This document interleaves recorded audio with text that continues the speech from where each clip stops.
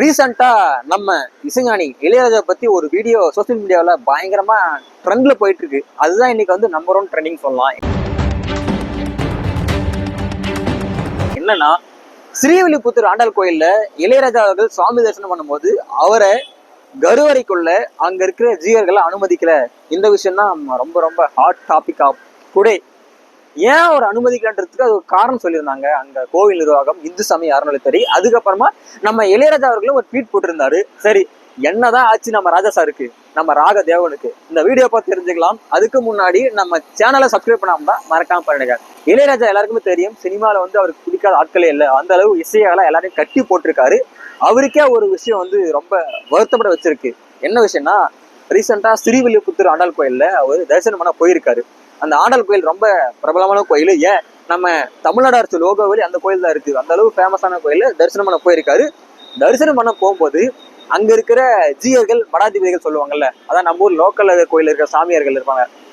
அவங்க வந்து என்ன சொல்லியிருக்காங்கன்னா, இந்த மூலஸ்தானம், அதாவது அர்த்த மண்டபம், இந்த மண்டபத்துக்குள்ள நாங்க மட்டும் தான் போவோம். அது வந்து கோவில் வழக்க மரபு, வேற யாரும் அனுமதி கிடையாதுன்னு சொல்லிட்டு அவரை அந்த அர்த்த மண்டபத்துக்கு வெளியே நிக்க வச்சு தரிசனம் பண்ணி அனுப்பி விட்டுருக்காங்க.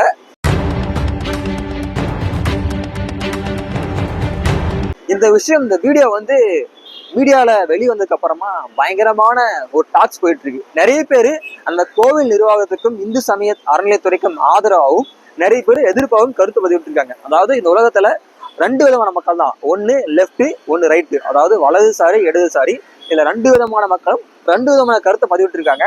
அதுக்கு கோவில் நிர்வாகம் ஒரு விளக்கம் கொடுத்திருந்தாங்க. என்ன விளக்கம்னா, இந்த கோவில் வழக்கப்படி, மரபுப்படி அர்த்த மண்டபம், அதாவது மூலஸ்தானத்துக்குள்ள ஜீயர்கள், மடாதிபதிகள் மட்டும்தான் அனுமதி, வேற யாருக்கும் அனுமதி இல்லை.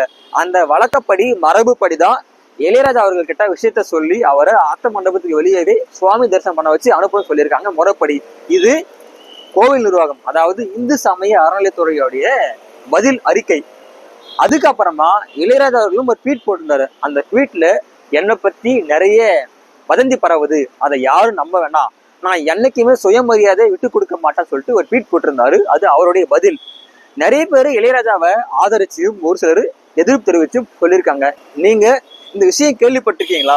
இளையராஜா அவர்களை ஸ்ரீவில்லிபுத்தூர் ஆண்டாள் கோயிலுக்குள்ள அனுமதிக்கான காரணம், அதுக்கான காரணம் சொன்ன இந்து சமய அறநிலையத்துடைய பதில் அறிக்கை, இளையராஜாவோட ட்வீட்டு, இதெல்லாம் பார்த்து கேள்விப்பட்டிருந்தோம். இதை பத்தி உங்களுக்கு என்ன கமெண்ட், கருத்து கீழே மறக்காம பதிவிடுங்க. இந்த வீடியோ உங்களுக்கு பிடிச்சிருந்தா லைக் பண்ணுங்க, கமெண்ட் பண்ணுங்க, ஷேர் பண்ணுங்க. அதே மாதிரி நம்ம சேனலை சப்ஸ்கிரைப் பண்ண வந்தா மறக்காம சப்ஸ்கிரைப் பண்ணுங்க.